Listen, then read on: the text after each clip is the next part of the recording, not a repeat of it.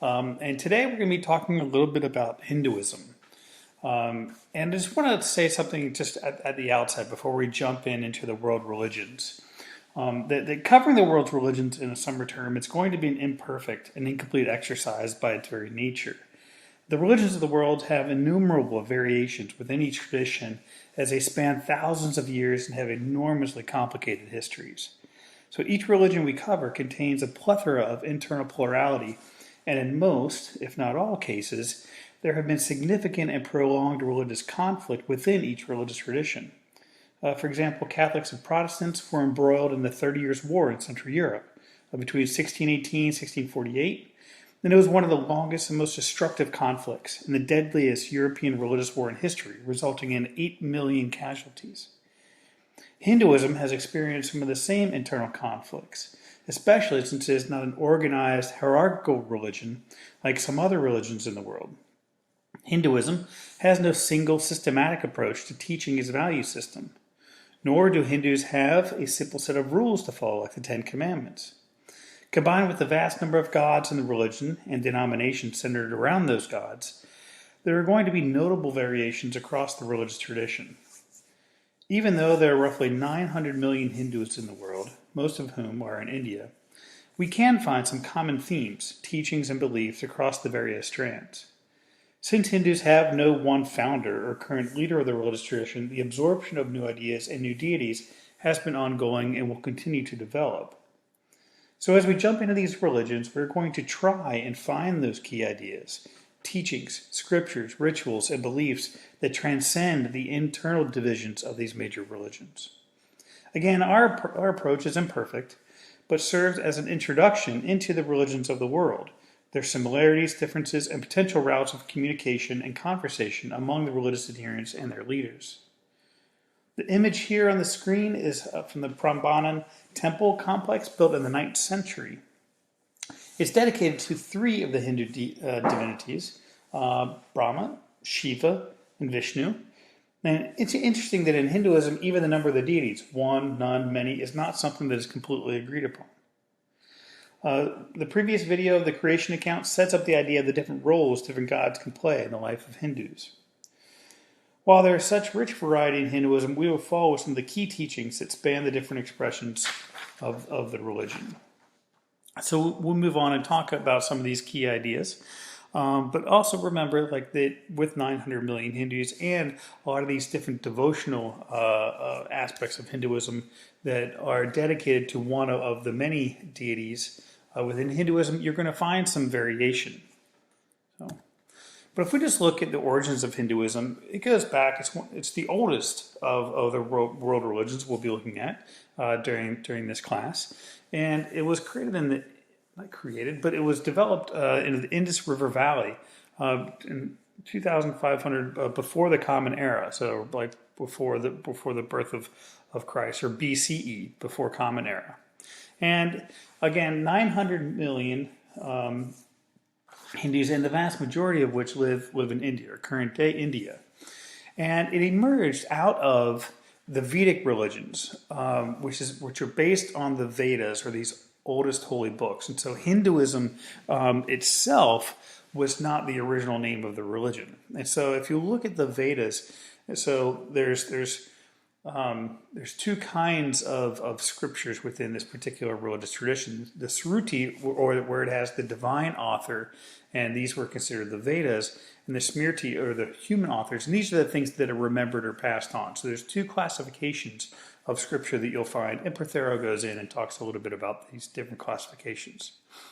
And I'm not going to touch on everything that Stephen Prothero discusses in his chapter 4, and I'm not going to talk about everything that Novak with the scripture in chapter 1 in presenting the Hindu scriptures. But I'm going to hit on some key points, but you're also responsible for those texts and reading those particular chapters. As I mentioned earlier, there's no real founder or no current leader, no current structure of Hinduism. It's not as if they have a pope, or it's not as if they have a hierarchy, or it's not even as if they have an affiliation to where a church would join. And so what happens is you have a wide variety of rituals and beliefs that can diverge at a single point. But we are going to touch on some key common elements across those different divergences. So it is one of the most diverse religions regarding the beliefs, regarding even the number of gods, and the rituals, etc.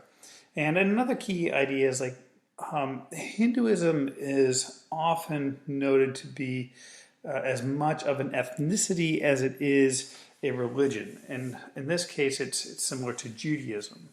And so Prothero makes this argument, it's like that people are more Hindu by birth than they are by conversion. And it's really interesting to touch on this development of Hinduism over time. And so Stephen Prothero on page 138 and 139 talks about these different layers of Hinduism and how it has developed over time.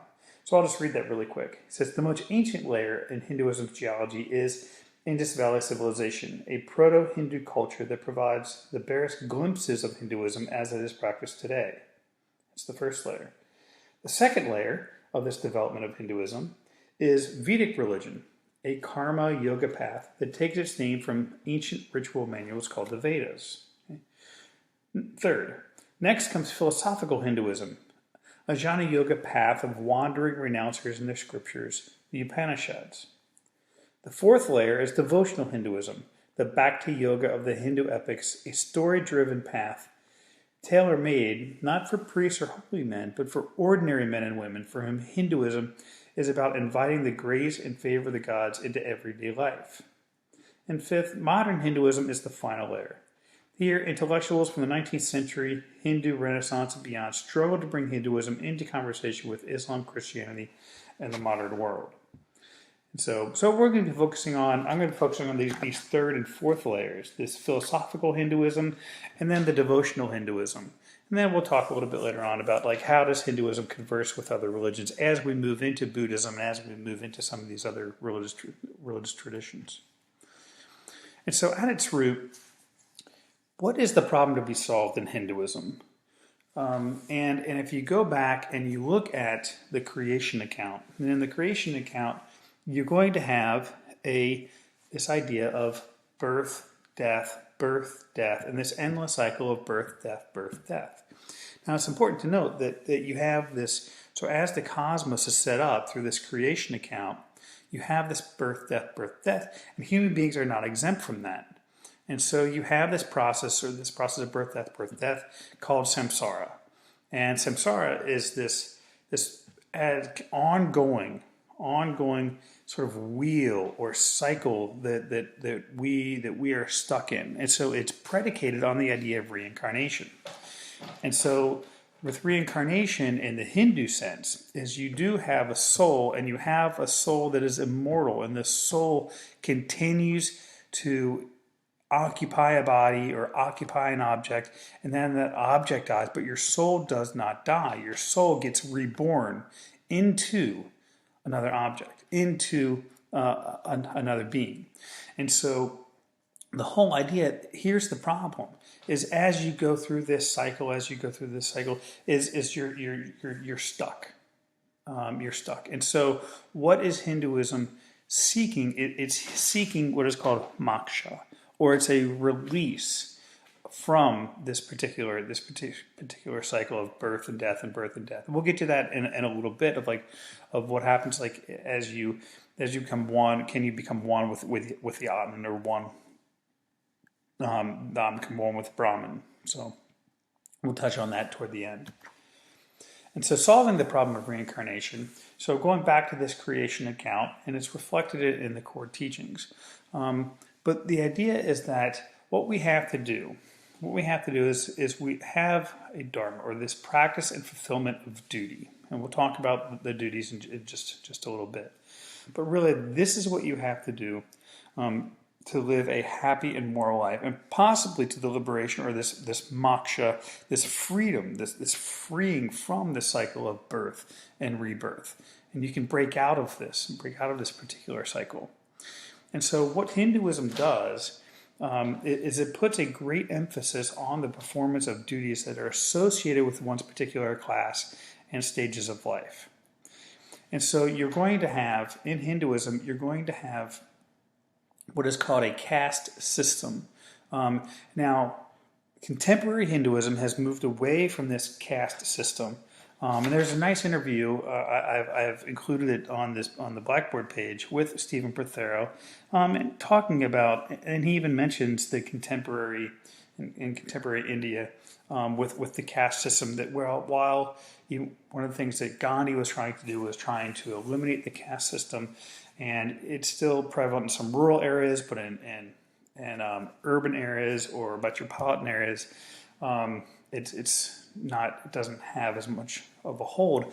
However, individuals that are in a particular caste, their families still want to marry within that particular caste. But if you go back to this origination of Hinduism, or this development of Hinduism, it's these castes are actually built upon the creation of the cosmos and the deity, the deities themselves. And so, and Prothero goes into a little bit more detail about that. So we don't need to do that here. But the idea is that individuals are born into a particular caste. And so each caste has its own duties. And so you have the caste here. So you need to maintain these duties so as not to disrupt the structure of the cosmos. And so it's not just this fabricated, manufactured, but this is actually the structure of the cosmos. And so you can't question that. You can't disrupt that. It gives this social order a divine origin. It's crucial to understand that this origin is a divine, this structure is a divine structure and has a divine origin. So, but here's an interesting quote, that it is better to do one's own duty poorly than to do the duty of another perfectly. So each individual is born into a particular caste, and you have to follow that dharma. You have to follow that rule. You have to follow that duty. Then you can possibly move up to the next caste, or if possible, you can even move into and break out of this whole cycle of birth, death, and birth, death. But you can see the duties here, the four classes. And so, if we start at the top, the Brahmins are the priestly class. Their responsibilities, their duties are teaching and studying the Vedas. Then you have the warriors. These are to protect the people, to bestow gifts, to offer sacrifices. The farmers and the producers, or the merchants, tend to cattle, trade, cultivate the land, and finally you have the laborers. And so they meekly serve the other three classes. These are often called the untouchables, and this is the group of people that Gandhi had fought so hard for. And in the end, and so we see a lot of these divisions within Hinduism. And in the end, I mean, Gandhi was assassinated by a Hindu nationalist. And so, but that gets in with the politics that was going on at the time as well between India and Pakistan. But it's important to know that you do have these castes that go back, and they go back to the structure of how the world was brought into being, and they have a divine origin. So not just do you have the caste, but individuals also have duties of moving through the 4 stages of life, or what are called ashrams. And so there's this initiation, this very beginning of the student of this stage. Okay, so it is one's duty to go through these particular stages. The student: marriage, retirement, and retreat, and self-control and spiritual insight. And finally, if you have the means and if you're of that priestly class, you can become this homeless wanderer or sannyasin with no obligations, no possessions. And this has 2 purposes: to where you find the knowledge of the soul and find liberation from the cycles of rebirth and death. And this is where you get to this third stage of this more philosophical Hinduism, of where you can work with in an ashram, and you can work with wise people who can help you understand this relationship between the Brahman and the Atman, or between the one and the many, or the self and the Brahman. So we'll get into that in just a little bit. So, but before we do that, in order to understand, okay, how does one move up or move down in these particular castes, and what is the relationship between the caste and reincarnation, is that it all comes back to karma. This idea of karma and merits, punya, and demerits, papas. So you have this idea of every individual, and remember, the soul is immortal, and so there's nothing which is not your fault. I guess is one way to put it. So just looking at a couple of these images here. So you have down on the bottom right, you have Boy George and his karma chameleon, back in the 1980s. And so talking about the importance of karma and changing of karma, but the karma is what moves through with you from life to life. And so, if you look at, if you've seen the show, my name is Earl. What Earl tries to do is he tries to go back and right all of his wrongs in order to fix his karma, and so he feels like he is being punished or rewarded for all the things he has done in the past. Over on the top right is you have a picture of Galileo, and on the top left you have a picture of the Indigo Girls. The Indigo Girls wrote a song about Galileo and saying it's like, well, how long does it take? How many lives does it take for someone to get it right? How many times does someone have to go through something and live this life until they finally get it right? And so, what happened with Galileo in the past? And so they sing that in this song, just like about what about their past lives that caused their current fears? But the idea with karma is that anything that bad happens to you, and it's a way of explaining evil and suffering in the world. Because anything bad that happens to you is ultimately your own fault. Now, it might have been in a previous life. It might have been in 3 lives back. Okay, but your soul is immortal and travels from life to life to life. And that karma comes with you. And so you have merits and demerits. And these things it's the law. The karma is the law of where if you do good things, you will be rewarded. Maybe not in this life, but in the next life, or maybe by being born into a higher caste. But this idea of karma, it's crucial to understanding the idea of reincarnation and the idea of the caste system and the idea of ultimately breaking out of that cycle of samsara and achieving moksha. So, and looking at this, and this is getting into this more of this philosophical Hinduism that Stephen Pathera talks about. And so you have this relationship between the Atman and the Brahman. And the Atman is the self. And so that's where you have the many. But one way to try to break out of this cycle is to fundamentally understand that the self is no different than the one. The many, no different than the one.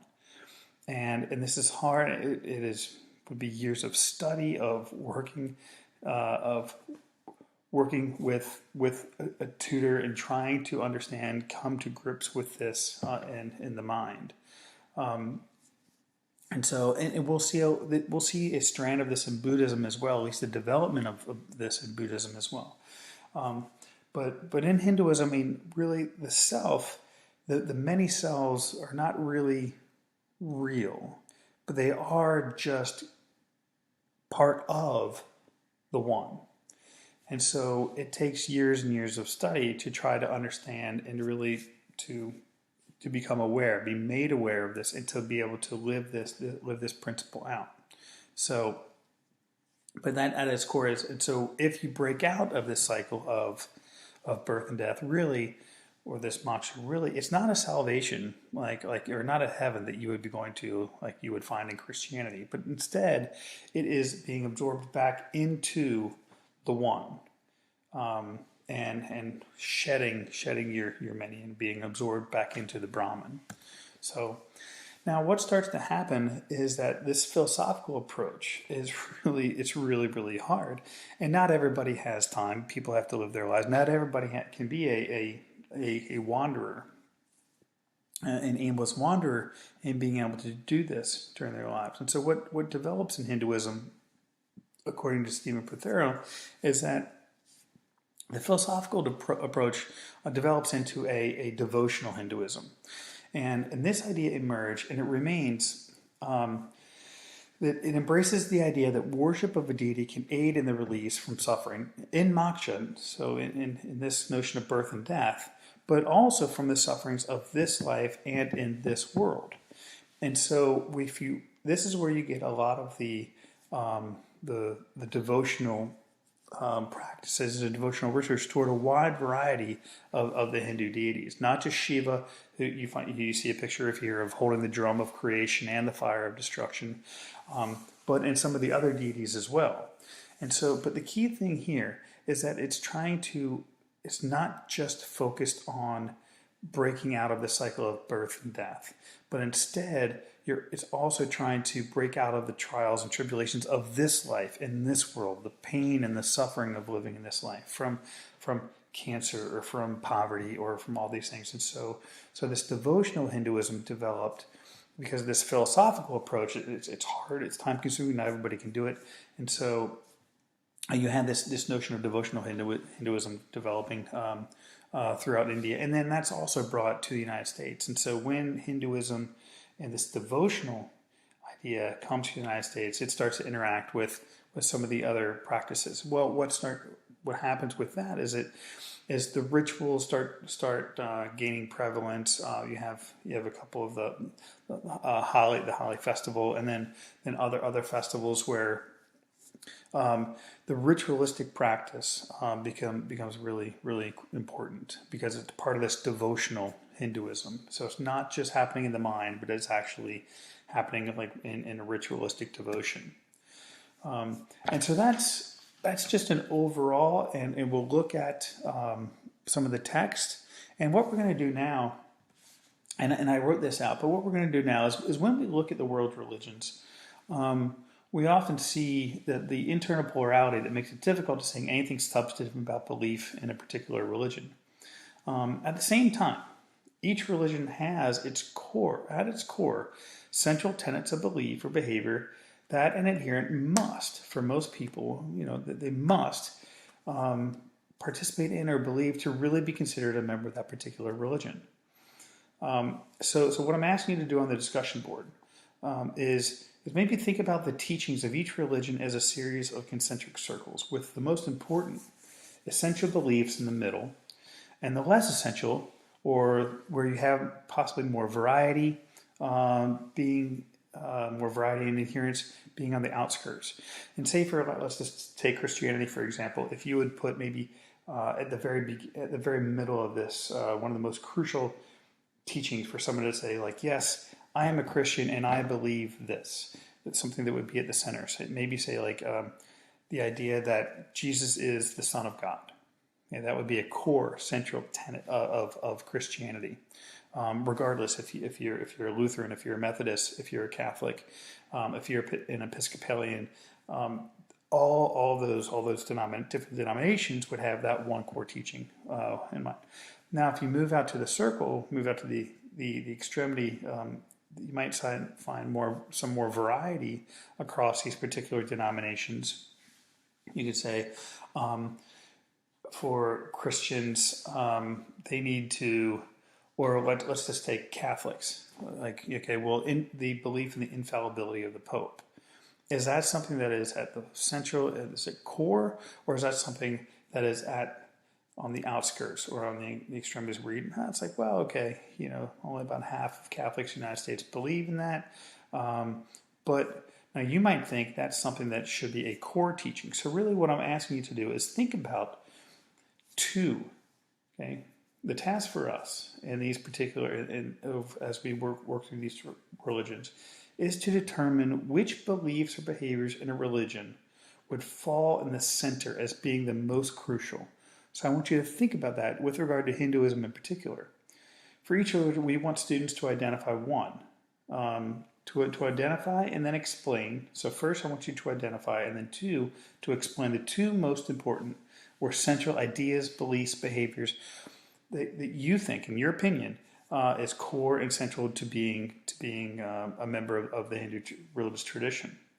So obviously we're not going to be in agreement on which two ideas are most crucial for each religion, but that's why we're going to post these out for discussion. We're going to talk about them as we circle back. Next week we'll be talking about Hinduism as we're moving into Buddhism. And so that's fine that we're going to disagree. And there's no one right answer, but you do have to identify the religious concept or religious tenet or the belief or the behavior and explain that. So, for example, if reincarnation, explain why is that important to Hinduism, and why do you think that belief is the most important belief? So the task of this exercise is to allow students to demonstrate their understanding of the most important religious ideas or actions in each religion, and to compare and contrast how we view each religion from the outside or the inside. It'll be interesting to see how religious insiders may differ from those who are approaching the religion from the outside. And so if you are a practicing Catholic, what is, in your opinion, most crucial to identifying as a Catholic? So if you're of another faith tradition, if you're part of the Islamic faith, what would you think about Catholicism? Or what would you think about Christianity? And it'll be interesting to see if there are any differences there. And so one way to think about it is think about it if you're creating a survey. If you're creating a survey, what answers or questions would identify adherence to that particular religion? So if you believe X, if you believe X or Y or Z, I can say you're a member of that particular religious tradition. So these posts are going to be graded on their clarity and the explanation of the key idea. So be sure to explain in 3 or 4 sentences the key belief. And for example, another example is the idea of the immortality of the soul or reincarnation is picked as the most important idea in Hinduism. Be sure to explain this idea and why it is the most important idea in Hinduism.